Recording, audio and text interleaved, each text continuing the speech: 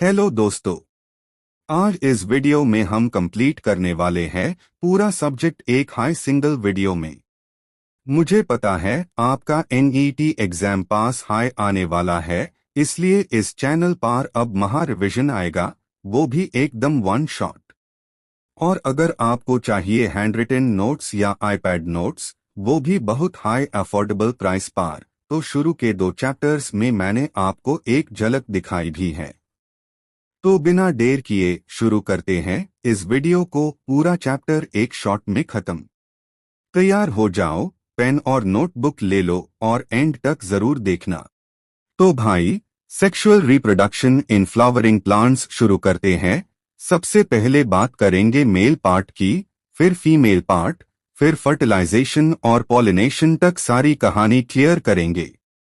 वैसे एक बात याद रखना, जितने भी एग्जाम्पल्स हैं इस चैप्टर में, उन सब का एक स्पेशल सरप्राइज लास्ट में मिलेगा, सो एंड तक जरूर देखना।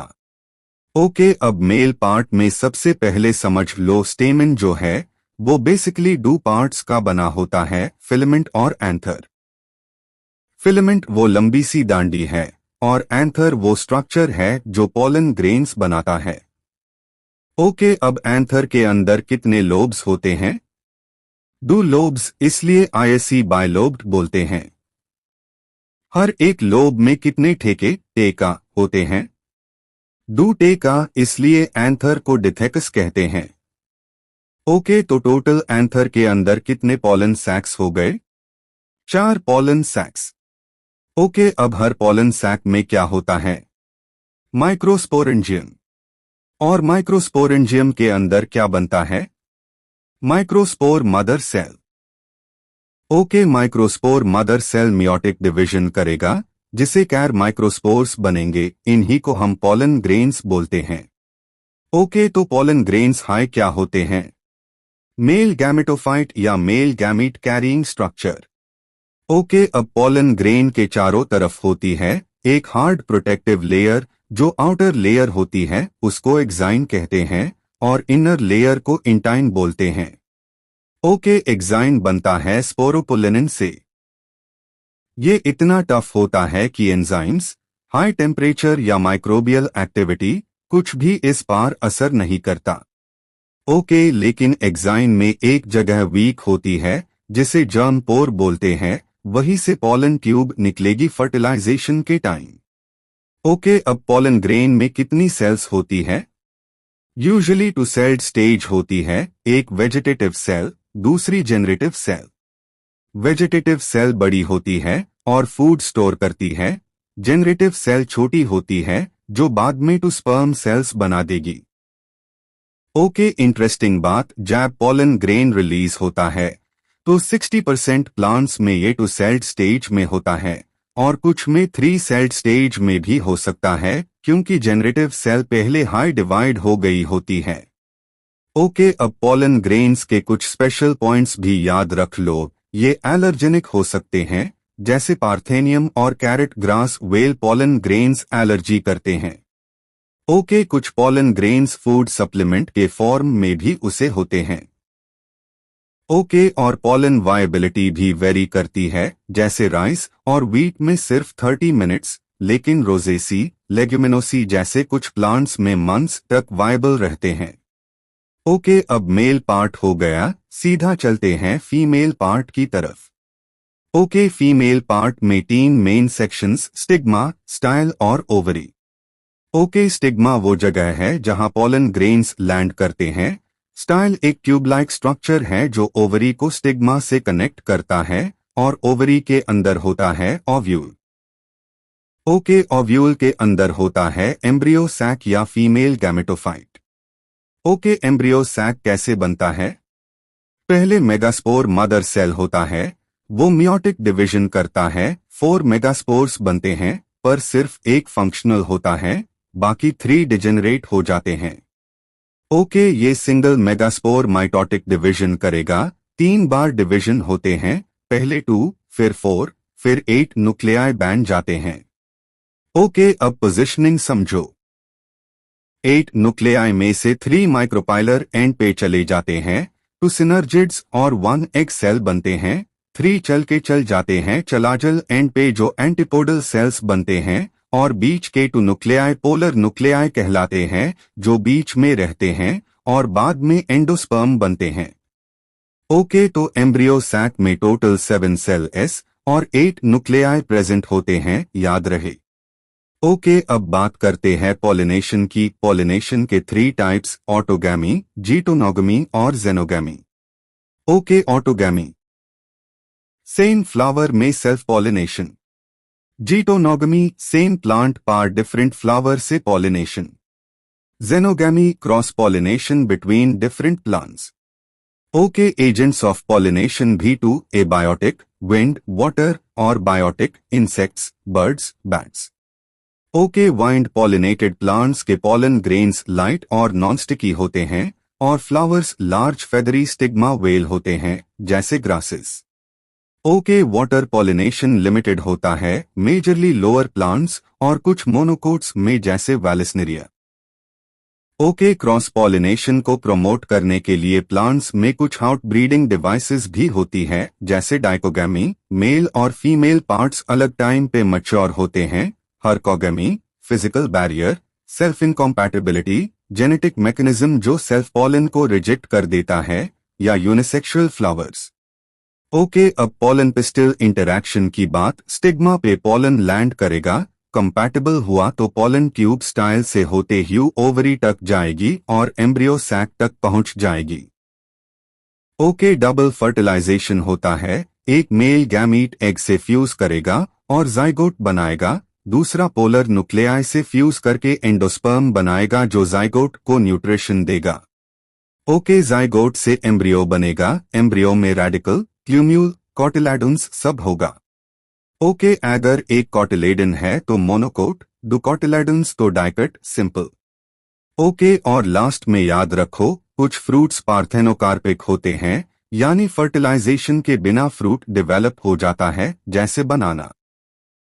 ओके, और दोस्त, जैसे मैंने बोला था, जितने भी एग्जाम्पल्स तुम्हें याद करने हैं उन सब का एक स्पेशल सरप्राइज तुम्हें मियर नोट्स प्लेलिस्ट में मिलेगा, तो अभी जाके प्लेलिस्ट देख लो, नोट्स डाउनलोड करो, सब्सक्राइब करो चैनल को, और वीडियो पसंद आए तो बेल आइकन जरूर दबाओ, क्योंकि एनईटी क्रैक करना है तो स्मार्ट पढ़ाई के बिना कुछ नहीं होने वाला। Okay, so hello NEET audio mentor army, आज हम मोलिकुलर बेसिस ऑफ इनहेरिटेंस को एकदम लाइन बाय लाइन इंसर्ट से नहीं, एनिमेटेड फॉर्म में समझ रहे हैं। मतलब डीएनए, आरएनए, न्यूक्लियोटाइड्स, सब कॉन्सेप्ट्स तुम्हारे दिमाग में फिक्स हो जाएंगे। बस 20 to 25 मिनट में आराम से बैठ जाओ, पेन कॉपी साइड में रख दो। नीट ऑडियो मेंटोर सब कुछ दिल और दिमाग में उतर देगा। ओके, सबसे पहले डीएनए और आरएनए दोनों किससे बने होते हैं? न्यूक्लियोटाइड्स से। एक न्यूक्लियोटाइड में होता क्या है? 3 चीज, नाइट्रोजनस बेस, पेंटोज शुगर और फॉस्फेट ग्रुप इस शुगर में 5 कार्बन होते हैं, इसलिए पेंटोज, और ये शुगर 2 टाइप की, राइबोज शुगर आरएनए में और डिऑक्साइरिबोज शुगर डीएनए में। कैसे याद रखोगे? राइबोज में 2nd कार्बन पे ऑफ ग्रुप प्रेजेंट, डिऑक्साइरिबोज में वो नहीं होता, एक ऑक्सीजन कम, इसलिए नाम डिऑक्साइरिबोज। ओके, आगे आते हैं नाइट्रोजनस बेसिस पे। ये 2 टाइप्स के होते हैं, प्यूरिन्स और पिरिमिडाइन्स। प्यूरिन्स एडेनाइन ए और ग्वानिन जी। याद रखने का फंडा एजी ओजी बाबू सोना, तुम्हारा भी कटेगा मेरा भी कटा। पिरिमिडाइन्स साइटोसाइन सी, यूरासिल यू और थाइमीन टी। याद रखने का शॉर्टकट कट काट कर डू डीएनए में होता है, एजीसीटी आरएनए में होता है, एजीसीयू थाइमीन की जगह यूरासिल, सिंपल। ओके, अब लिंक कैसे होता है? नाइट्रोजन बेस प्लस शुगर होता है, न्यूक्लियोसाइड, न्यूक्लियोसाइड प्लस फॉस्फेट होता है, न्यूक्लियोटाइड। और लिंक कैसे होता है? बेस और शुगर इन ग्लाइकोसिडिक लिंकेज से जुड़ते हैं, फॉस्फेट ऐड होता है फॉस्फोडिएस्टर बॉन्ड से। ओके, अब डीएनए की वैल्यूज याद करो, भूलना मैट। Bacteriophage phi X 174, 5386 nucleotides, lambda 4850 to base pairs, E. coli 4, 6 times 10 की power 6 base pairs, human DNA haploid 3.3 x 10 की power 9 base pairs, diploid cell में डबल हो जाएगा 6 6 टाइम्स 10 की पावर 9 बीपी भूलना मत भाई, अपनी जीएफ का बर्थडे भूल जाना, ये वैल्यूज नहीं। ओके, अब आते हैं पॉलीन्यूक्लियोटाइड चेन पे। एक पेंटोज शुगर, लो नंबरिंग करो, C1 C2 C3 C4 C5 C1 पे बेस चिपका, C5 पे फॉस्फेट। दूसरा न्यूक्लियोटाइड पहला वाले के 3' और से जेक जुड़ेगा फॉस्फोडिएस्टर बॉन्ड से, बस चेन बन गई। एक एंड 5' फॉस्फेट वाला, दूसरा एंड 3' ऑफ वाला,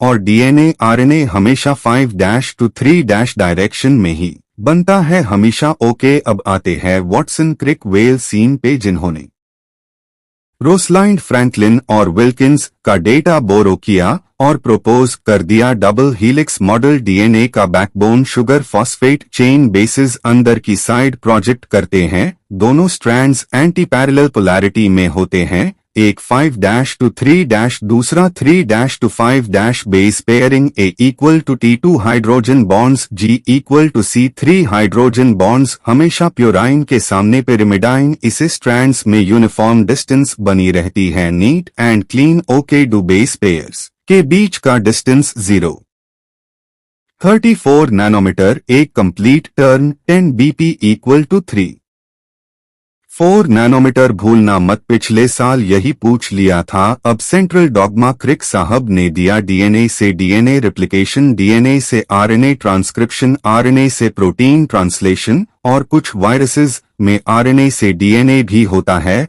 रिवर्स ट्रांसक्रिप्शन, जैसे एचआईवी आरटीपीसीआर। याद है ना, बस वही। ओके, आगे चलो। डीएनए पैकेजिंग, इतना लंबा डीएनए सेल के न्यूक्लियस में कैसे आता है? सिंपल, डीएनए हिस्टोन ऑक्टेमर के अराउंड रैप होता है। DNA acidic histone, basic Q basic amino acids, lysine और आर्जिनाइन, लाला मेन पैकेजिंग करवता हूँ। एक हिस्टोन ऑक्टेमर के अराउंड डीएनए रैप बनता है। न्यूक्लियोसोमे 200 बीपी के अराउंड बहुत सारे न्यूक्लियोसोमे क्रोमैटिन फाइबर जो दिखते हैं बीड्स ऑन अ स्ट्रिंग जैसे यही, और कॉल होके बनते हैं chromosome visible at time of division. Okay, डू टाइप के chromatin, euchromatin loosely packed, transcriptionally active, heterochromatin densely packed, inactive. बस पैकेजिंग मास्टर हो गया। ओके, अब story part. Griffith, Avery, MacLeod, McCarty, Hershey, Chase. Griffith चूहे मारे, बोला कुछ तो जा रहा है, एक से दूसरे में एवरी, मैक्लियोड, मक्कार्टी एक्सपेरिमेंट में प्रोटीन और आरएनए हटा दिया, फिर भी ट्रांसफॉर्मेशन, डीएनए हटा के देखा, ट्रांसफॉर्मेशन गया, proved DNA is hereditary material, लेकिन डिग्री नहीं थी, लोग माने नहीं। फिर आए Hershey, Chase, radioactive, sulphur और फॉस्फोरस एक्सपेरिमेंट, सल्फर सिर्फ, प्रोटीन फॉस्फोरस सिर्फ, डीएनए रिजल्ट, डीएनए अंदर गया, प्रोटीन बाहर ही रहा, confirmed DNA is genetic material. Okay, फिर डीएनए वर्सेस आरएनए, डीएनए में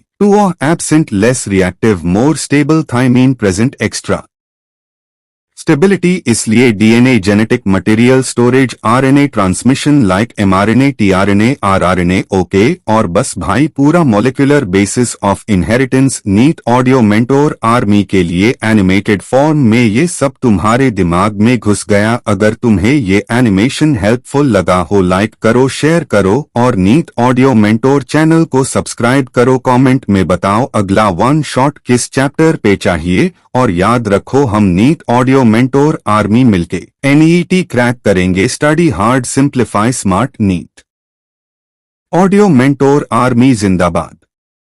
हाँ भाई, NEET audio mentor army. Okay, तुम लोगों का स्वागत है, पर ये सिर्फ स्वागत नहीं है भाई, ये एक सपना है। सपना डॉक्टर बनने का, अपने पेरेंट्स का सपना पूरा करने का। ओके, और इस सपने को हम मिलके सच करेंगे, और आज का ये चैप्टर भी वही कदम है। Okay, principles of inheritance and variation, नाम बड़ा, कॉन्सेप्ट्स और बड़े, पार टेंशन नहीं लेना। ओके, आज हम इसे भी एनिमेटेड कहानी बना के समझेंगे, ताकि सिर्फ माइंड में नहीं, दिल में भी बैठ जाए। ओके, सबसे पहले याद करो वो मेंडल भाई, एक गार्डन, कुछ सीड्स और एक सोच कि हर जनरेशन में कुछ तो सीक्रेट है जो ट्रांसफर होता है। ओके, वही सीक्रेट है जेनेटिक्स। ओके, डब्ल्यू बेटसन ने नाम दिया, मेंडल ने दुनिया को समझाया कि नेचर के रूल्स हमेशा सेम होते हैं, बस देखने वाला चाहिए। Okay, Morgan, Punnett, Sutton, Boveri, इनहोन सबने मिलके एक स्ट्रॉन्ग फाउंडेशन बनाया। ओके और भाई, जब तक तुम्हारा फाउंडेशन स्ट्रॉन्ग नहीं तब तक क्वेश्चन चाहे कितना भी आसान हो गलती हो जाएगी, इसलिए ये बेसिक्स जान लो। एनिमेटेड हाई सही पार ब्रेन में प्रिंट हो जाए। ओके अब सुनो, हेरेडिटी मतलब घर की कहानी, ट्रेट्स जेनरेशन से जेनरेशन तक जाते रहते हैं। ओके वेरिएशन वही ट्विस्ट, नए नए डिफरेंसेस, नए कैरेक्टर्स। ओके फिनोटाइप जो दुनिया देखती है। ओके जेनोटाइप जो अंदर छुपा होता है। ओके मेंडल का एक्सपेरिमेंट सिंपल था, एक छोटा सा पी प्लांट और बड़े बड़े रूल्स। ओके एक एक ट्रेट को डिटेल में समझा, टॉल या ड्वार्फ, वायलेट या व्हाइट फ्लावर, पॉड का शेप, सबको ऑब्जर्व करके वो पैटर्न निकला। ओके और वो ही पैटर्न हम भी समझेंगे, बिना दार के, बिना रोट, चिल एनिमेटेड स्टाइल में। ओके लॉ ऑफ डोमिनेंस क्या कहता है? जो स्ट्रांग है वो जीतेगा, वैसे ही जैसे तुम्हारा ड्रीम कभी वीक नहीं हो सकता। ओके जो अलग एक्सप्रेस हो जाए वो डोमिनेंट, जो चुप रहे वो recessive. Okay exception incomplete dominance, जहां कोई पूरा डोमिनेट नहीं करता, जैसे मिराबिलिस जलापा में रेड और व्हाइट मिलके पिंक बना देते हैं, बीच का रास्ता। ओके कोडोमिनेंस में दोनों इक्वली शो ऑफ करते हैं, जैसे अब ब्लड ग्रुप एक भी पीछे नहीं। ओके लॉ ऑफ सेग्रीगेशन, अलग कभी मिलके मिक्स नहीं होते, अलग अलग जाते हैं, जैसे साफ सपना और डिस्ट्रैक्शंस अलग होने चाहिए। Okay law of independent assortment, दो कैरेक्टर्स अपनी मर्जी से सॉर्ट होते हैं, बस अगर लिंकेज हो गई तो वेरिएशन कम हो जाएगा। ओके इसलिए मॉर्गन का ड्रोसोफिला एक्सपेरिमेंट इंपॉर्टेंट था, ये बताने के लिए कि जीन्स कभी कभी साथ चिपक जाते हैं। ओके और जैब जीन्स पास पास चिपक गए तो वेरिएशन कम हो जाता है, बस एग्जाम में यही लाइन कभी मत भूलना। ओके अब बात सेक्स डिटर्मिनेशन की, हर लिविंग ऑर्गेनिज्म में ये रूल अलग होता है। ह्यूमंस में XX female, XY male, grasshopper में X0 मेल, बर्ड्स में उल्टा ZZ male, ZW female.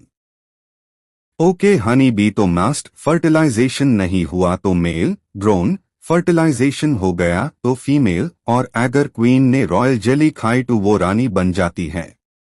Okay कितना मास्ट नेचर का डिजाइन है, सब रूल्स में लॉजिक छुपा है और वो ही तुम्हें डॉक्टर बनने में मदद करेगा। ओके म्यूटेशन यानी डीएनए का बदलाव, एक गलत बेस पेयर या एक एक्स्ट्रा बेस पेयर और पूरा सीक्वेंस हिल जाता है। ओके पॉइंट म्यूटेशन, एक बेस पेयर में बदलाव, जैसे sickle cell anaemia. Okay frame shift, insertion या डिलीशन से पूरा frame shift. Okay pedigree analysis, हर बॉक्स सर्कल एक कहानी बताता है, कौन हेल्थी कौन अफेक्टेड। ओके पेरेंट्स नॉर्मल पार, child affected recessive, parents affected पार आगे नहीं गया डोमिनेंट।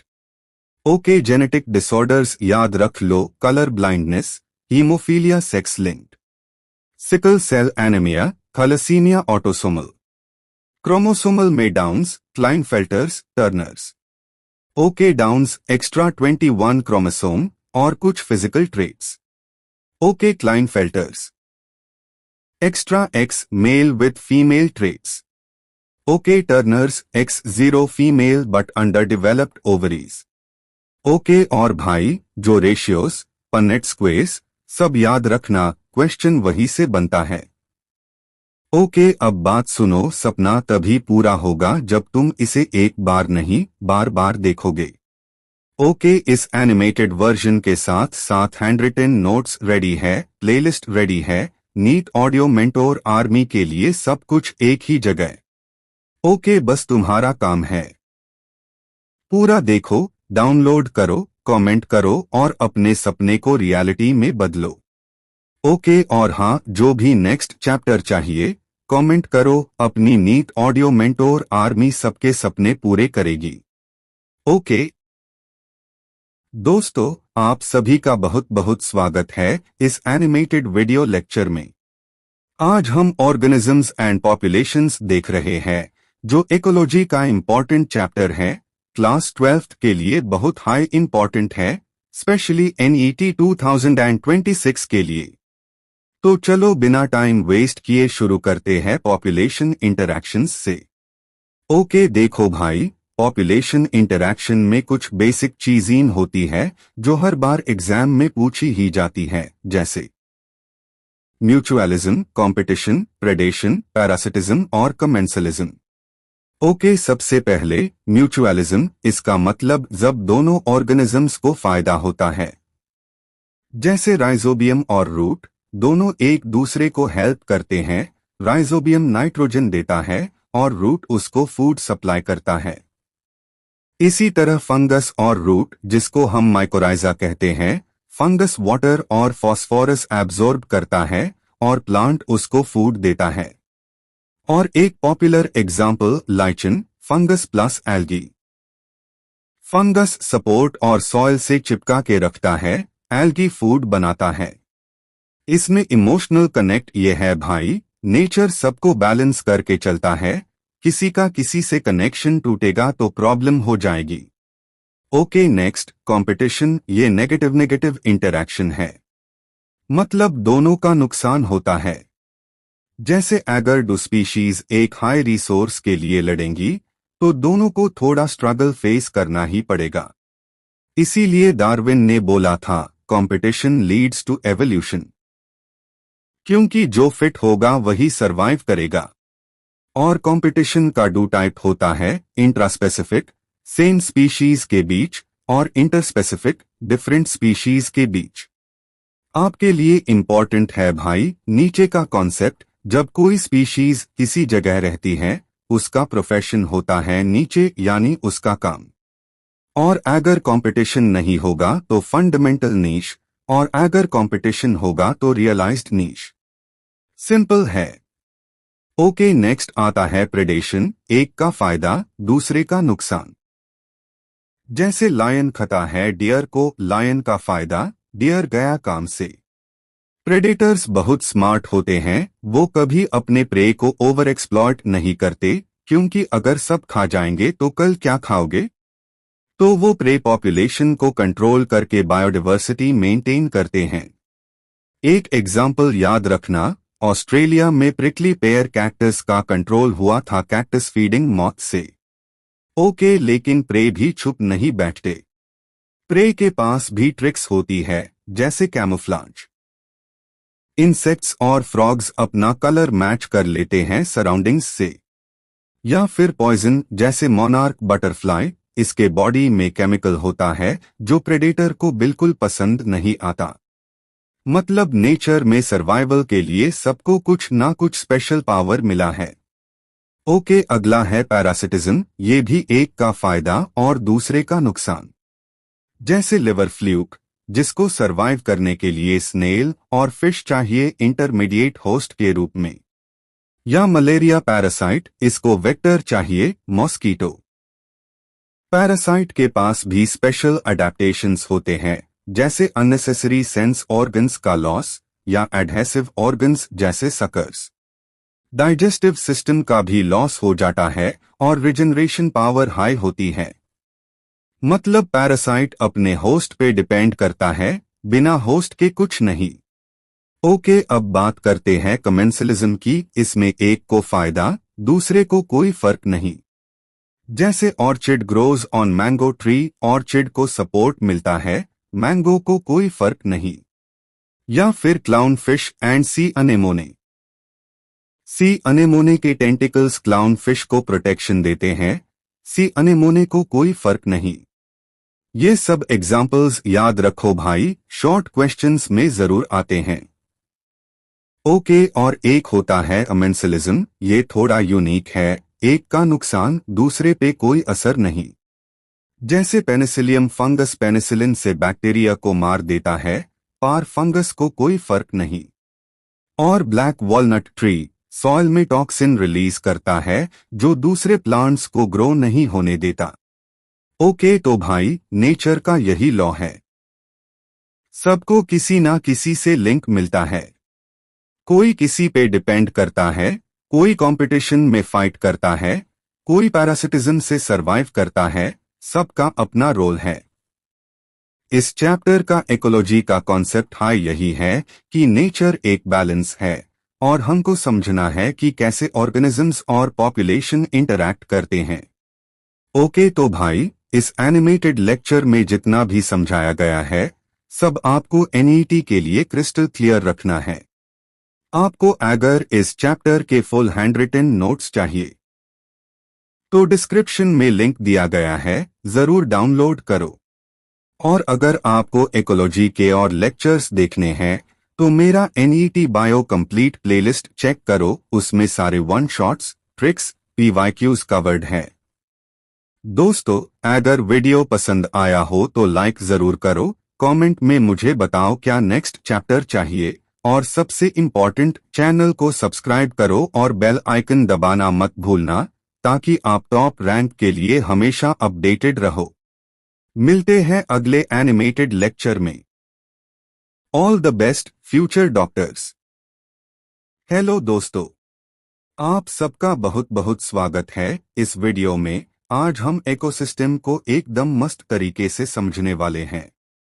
ओके, पूरा वीडियो एंड तक देखना क्योंकि मैं तुम्हें एनिमेटेड फॉर्म में सब कुछ दिखाने वाला हूं, एकदम एनसीआर के point two point with full concept clarity.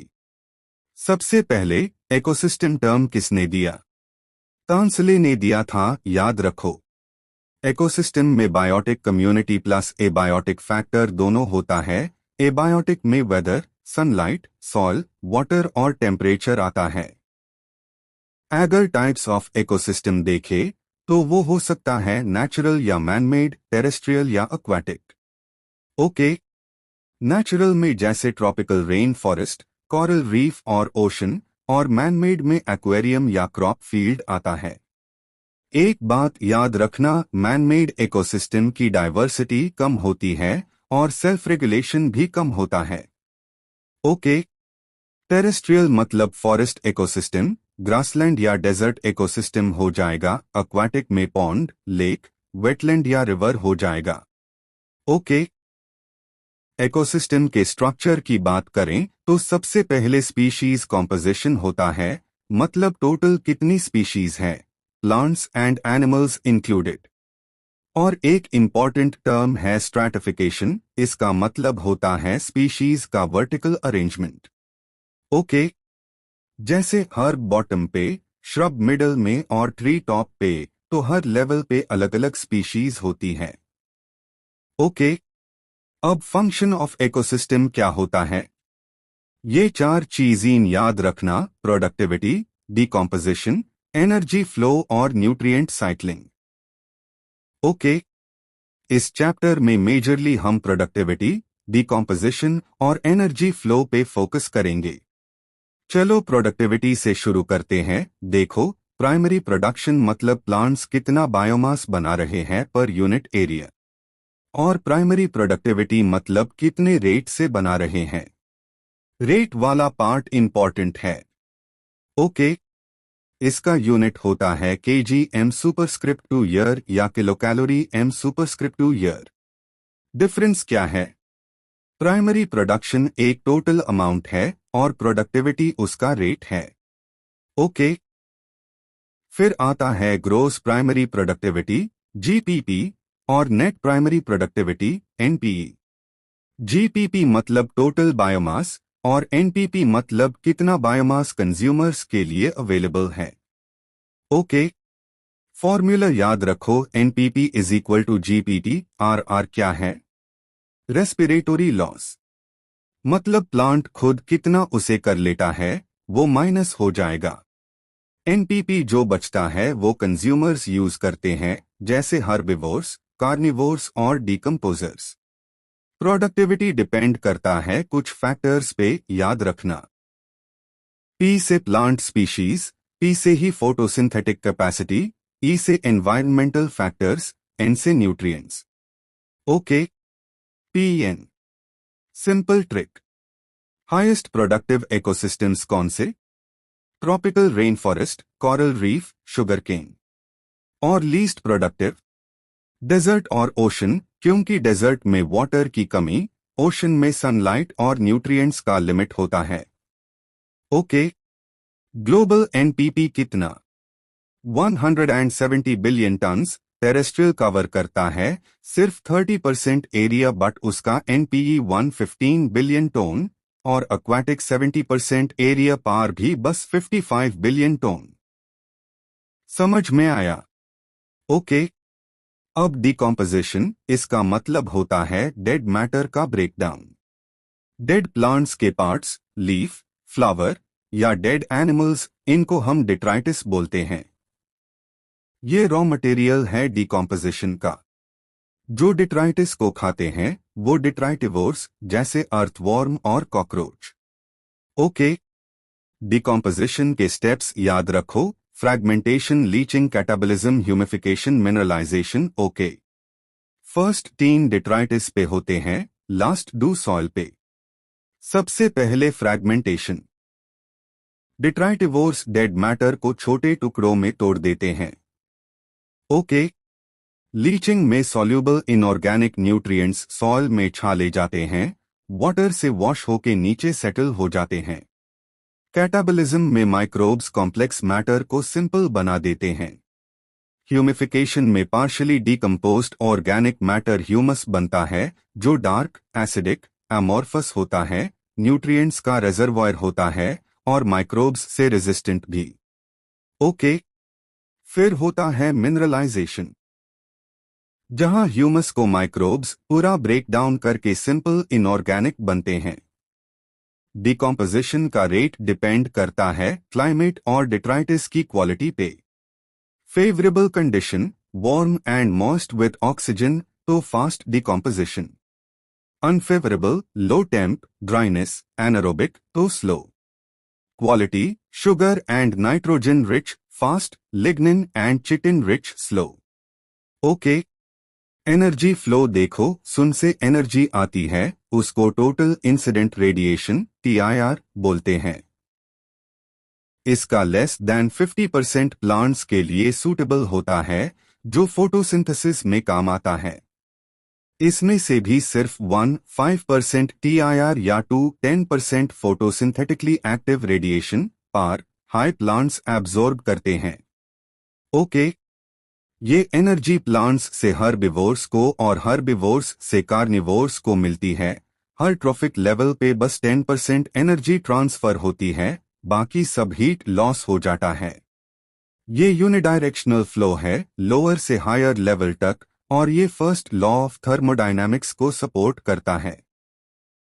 और जो एनर्जी हर लेवल पे लॉस होती है वो सेकेंड लॉ ऑफ थर्मोडायनामिक्स को प्रूव करती है। ओके, एग्जाम्पल, अगर सुन से 10,000 किलो कैलोरीज आया तो प्लांट्स के पास 1,000 किलो कैलोरीज, हर्बिवोर्स के पास 100 किलो कैलोरीज, कार्निवोर्स के पास 10 किलो कैलोरीज जाएगा, बाकी सब हीट लॉस। तो बस भाई यही था पूरा इकोसिस्टम। एनिमेटेड फॉर्म में आपको सब दिखेगा, हर प्रोसेस का फ्लो चार्ट और डायग्राम भी मैं दिखाने वाला हूं, सो वीडियो एंड तक पूरा देखना। ओके, और हाँ, अगर तुम्हें मेरा एक्सप्लेनेशन पसंद आए तो फटाफट लाइक करो, अपने दोस्तों के साथ शेयर करो और चैनल को सब्सक्राइब करो ताकि तुम्हारा NET प्रिपरेशन सॉलिड हो जाए। डिस्क्रिप्शन में प्लेलिस्ट और कंप्लीट हैंडरिटन नोट्स के लिंक भी है, उनको भी जरूर चेक कर लेना। ओके, मिलते हैं नेक्स्ट वीडियो में, तब तक keep learning, keep growing. All the best future NET toppers.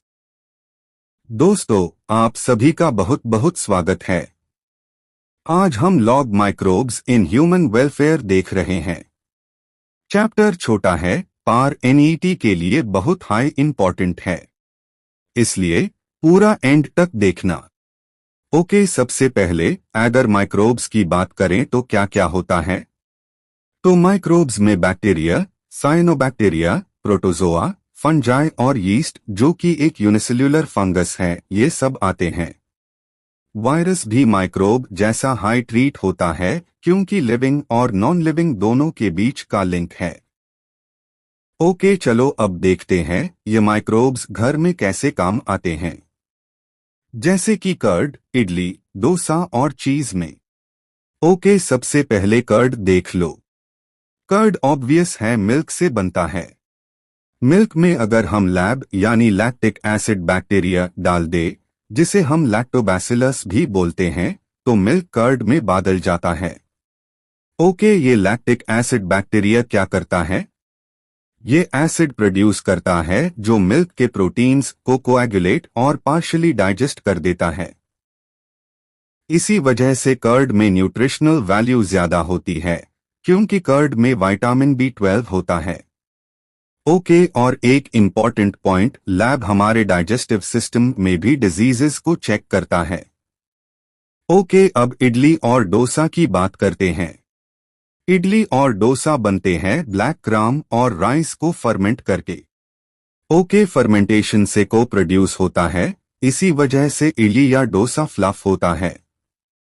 Puff appearance जो आता है वो को के फॉर्मेशन से आता है। ओके, अब चीज की बात करें तो चीज ओल्डेस्ट फूड आइटम है। दो इंपॉर्टेंट चीज पढ़ेंगे, स्विस चीज और रोकफोर्ट चीज।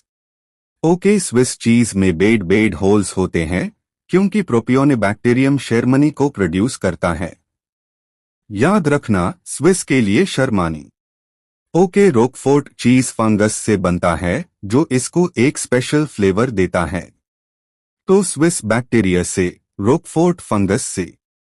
ओके, एक ट्रेडिशनल साउथ इंडियन ड्रिंक होता है टॉडी। ये फर्मेंटेड सैप से बनता है, जो पाम से कलेक्ट होता है।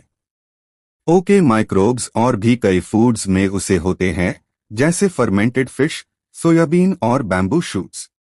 ओके, अब इंडस्ट्रियल प्रोडक्ट्स की बारी। सबसे फेमस एंटीबायोटिक्स। एंटीबायोटिक मतलब अगेंस्ट लाइफ, बट किसकी? डिजीज कॉजिंग माइक्रोब्स की। और ह्यूमंस के लिए प्रोलाइफ है।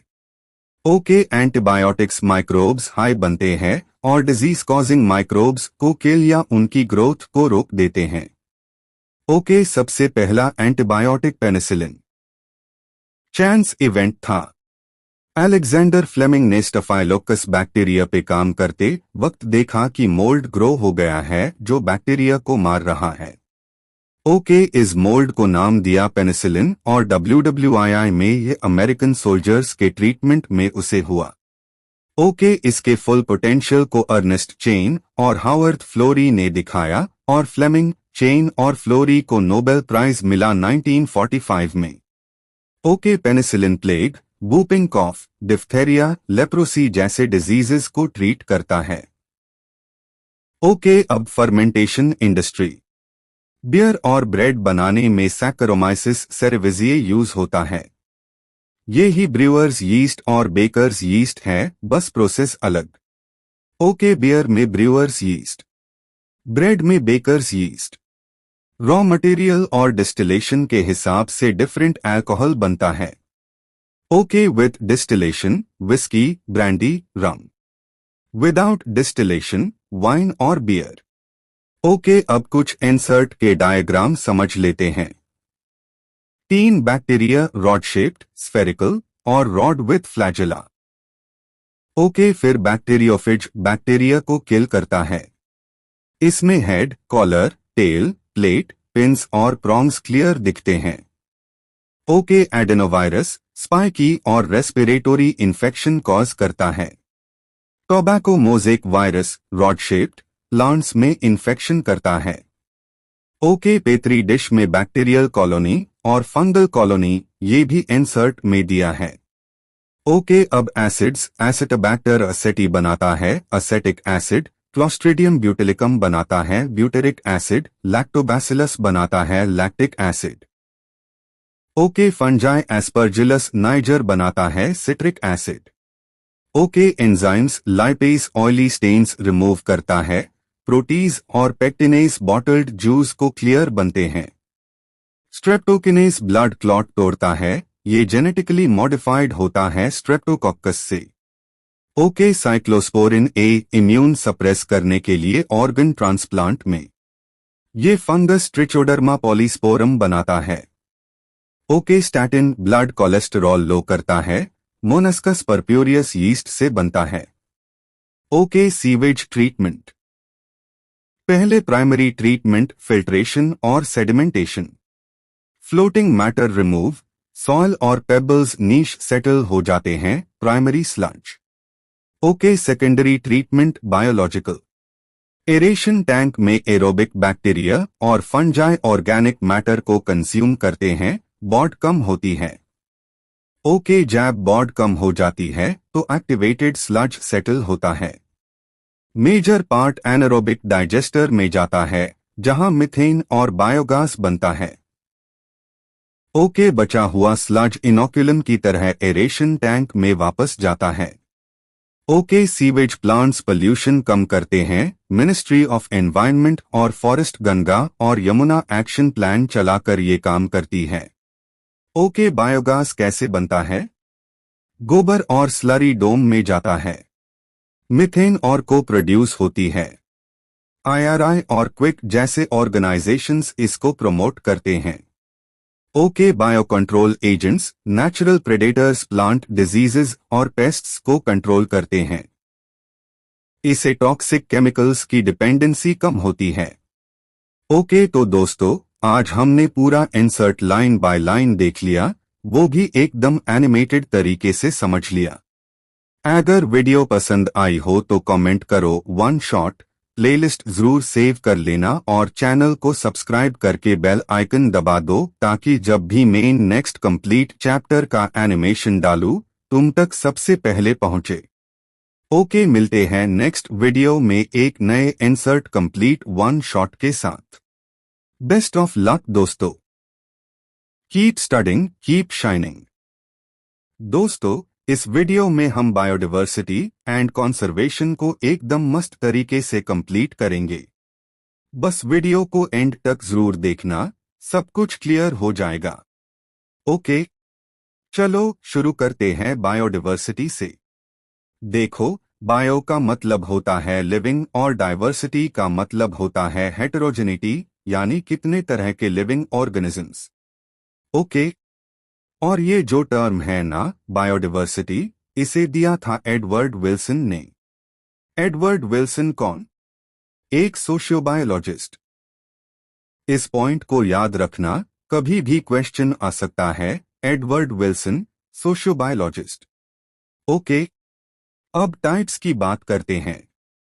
3 major types, genetic diversity, species diversity और इकोलॉजिकल डाइवर्सिटी।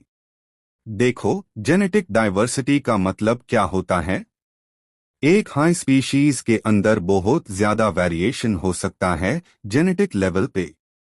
जैसे एग्जांपल राइस, इंडिया में genetically different strains of rice है अराउंड 50,000 और मांगो की बात करें तो 1000 डिफरेंट स्ट्रेन्स।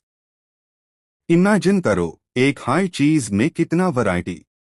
ओके, एक और एग्जाम्पल है रोवल्फिया वोमिटोरिया, हिमालयस में ग्रो होता है। ये प्लांट एक केमिकल रिलीज करता है, रिजरपाइन। हिमालय रीजन में होता है ये। इसको भी याद रखो, डायरेक्ट एमसीक्यू बन सकता है। ओके, अब आते हैं स्पीशीज डाइवर्सिटी पे। इसका मतलब होता है अलग अलग स्पीशीज कितनी है। जैसे वेस्टर्न घाट्स, यहाँ पे एम्फिबियंस का डाइवर्सिटी ईस्टर्न घाट्स से ज्यादा है।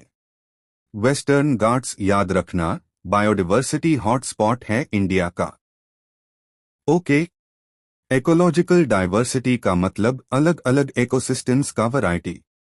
इंडिया का इकोलॉजिकल डाइवर्सिटी ज्यादा है कंपेयर टू स्कैंडिनेवियन कंट्रीज जैसे नॉर्वे। मतलब इंडिया में डेजर्ट भी, रेन फॉरेस्ट भी, मैंग्रोव भी सब मिल जाएंगे। ओके, अब कितनी स्पीशीज है? IUCN के अकॉर्डिंग 2004 में बोला गया था more than 1.5 million species discover हो चुकी हैं। कुछ रैंडम प्रिडिक्शंस कहते हैं 20 to 50 मिलियन तक हो सकता है। और रॉबर्ट मे, जो एक साइंटिस्ट है, उन्होंने बोला कि 7 मिलियन स्पीशीज हो सकती है, मोर रियलिस्टिक एस्टिमेट। रॉबर्ट मे का नाम याद रखो। ओके, टेम्परेट और ट्रॉपिकल रीजन का डिफरेंस टेम्परेट रीजन्स में स्पीशीज इन्वेंटरी कंप्लीट होती है क्योंकि डाइवर्सिटी कम होती है।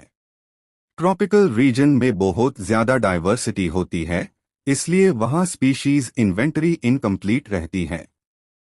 Okay. India, Brazil tropical region. USA का मिडवेस्ट या ग्रीनलैंड टेम्परेट।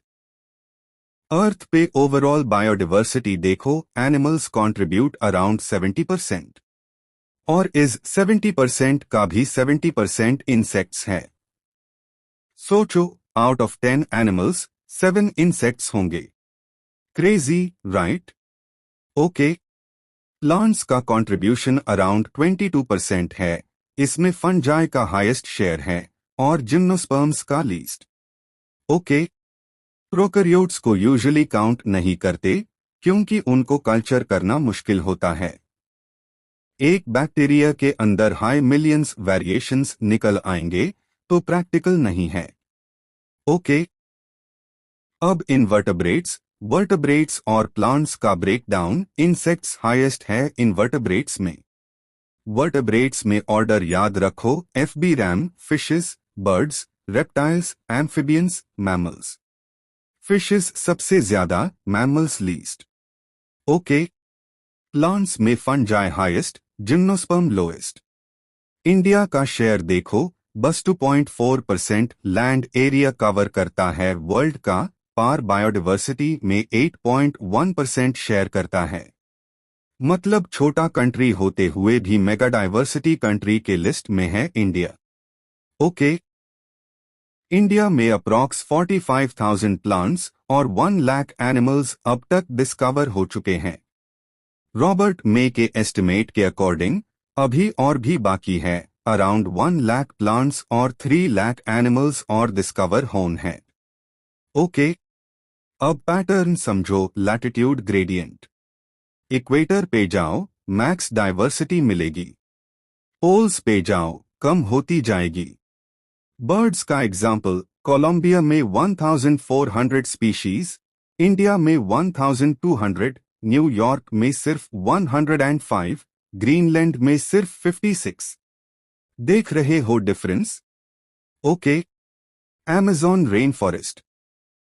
ब्राजील के अंदर 60% रेन फॉरेस्ट एरिया कवर होता है। यही सबसे ज्यादा एम्फिबियंस और मैमल्स मिलते हैं। ओके। इक्वेटर में डाइवर्सिटी ज्यादा क्यों? सिंपल, वहां डिस्टरबेंस कम, climate stable, seasons predictable, solar energy ज्यादा, इसलिए प्रोडक्टिविटी हाई। मतलब ज्यादा एनर्जी, ज्यादा ऑर्गेनिजम्स, ज्यादा biodiversity. Okay. Alexander von Humboldt, ये नाम याद रखो। इन्होंने स्पीशीज एरिया रिलेशनशिप दिया। साउथ अमेरिकन जंगल्स पे ऑब्जर्व किया। जितना एरिया बड़ा होगा उतनी स्पीशीज ज्यादा मिलेंगी, पर एक लिमिट तक ही। उनका फॉर्मूला S=CAZ, ये लॉग स्केल में स्ट्रेट लाइन ग्राफ बनाता है जिसमें स्लोप Z होता है, इंटरसेप्ट C, कंट्री के लेवल पे Z अराउंड 0.1 to 0.2, कॉन्टिनेंट्स पे Z around 0.6 to 1.2। Okay. Z जितना बड़ा, स्लोप उतना steep. Example, frugivorous birds and mammals, इनका Z 1.15 होता है क्योंकि ये मोस्टली ट्रॉपिकल फॉरेस्ट्स में होते हैं। Okay. Importance of biodiversity. Stable community बनाता है, ज्यादा प्रोडक्टिविटी, डिस्टरबेंस से रेजिस्टेंस देता है, चाहे नेचुरल हो, मैनमेड या alien species invasion. Okay. David Tilman इन्होंने आउटडोर प्लॉट एक्सपेरिमेंट किया। उन्होंने प्रूव किया कि बायोडिवर्सिटी और प्रोडक्टिविटी प्रोपोर्शनल है। जितना ज्यादा बायोडिवर्सिटी उतना स्टेबल प्रोडक्टिविटी और कम variation year to year. Okay. Paul Ehrlich, Stanford के इकोलॉजिस्ट, उन्होंने रिवेट पॉपर हाइपोथेसिस दिया। इकोसिस्टम को एयरप्लेन से कंपेयर किया। एयरप्लेन के रिवेट्स या बोल्ट्स को स्पीशीज बोला। अगर इंपॉर्टेंट रिवेट यानी कि स्पीशीज निकल गई तो सिस्टम क्रैश हो जाएगा। की species example lion, tiger, fig tree, etcetera. Okay. Biodiversity loss भी हो रहा है। IUCN की रेड डेटा बुक के अकॉर्डिंग लास्ट 500 ईयर्स में 784 स्पीशीज एक्सटिंक्ट हो गई। लास्ट 20 ईयर्स में ही 20 स्पीशीज। एक्सटिंक्शन रेट बढ़ रहा है। Okay. Recent extinction examples dodo, Mauritius, quagga, Africa, thylacine, Australia. Steller's sea cow और कुछ tiger species Javan, Caspian, Bali. इनका याद रखो। ओके। बस दोस्तों, बायोडिवर्सिटी को समझना इम्पॉर्टेंट है क्योंकि ये लाइफ को बैलेंस में रखता है। अगर ये बिगड़ गया तो पूरा सिस्टम बिगड़ सकता है। इसलिए कंजर्वेशन जरूरी है। ओके। अगर वीडियो पसंद आई हो तो लाइक करो, कमेंट करो और शेयर करो सब क्लासमेट्स के साथ। और मिलते हैं नेक्स्ट इंपॉर्टेंट कॉन्सेप्ट के साथ एकदम सिंप्लीफाइड एनिमेटेड फॉर्म में। Keep learning, keep rocking. Okay, bye. Yeah.